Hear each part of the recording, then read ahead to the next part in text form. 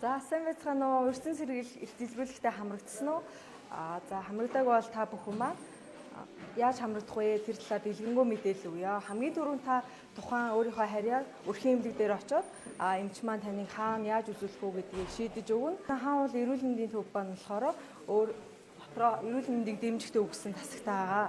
За энэ тасагтай болохоор та бүхэн хамгийн түрүүнд цахим бүртгэлийн хэсэг дээр ирээд бүртгэлээ хийлгээд дараа нь шинжилгээгээ өгөөд эрентген, эхо, зүрхний сахилгаан бичлэг, эсэн шинжилгээ байгаад эсэн шинжилгээ дуран тэгээд хамгийн сүүлд дотрын эмч дээрээ ороод тухайн эмч маань таныг шинжилгээний хариуд өгнөж үзээд зөвлөгөө мэдээлэл өгөх болно.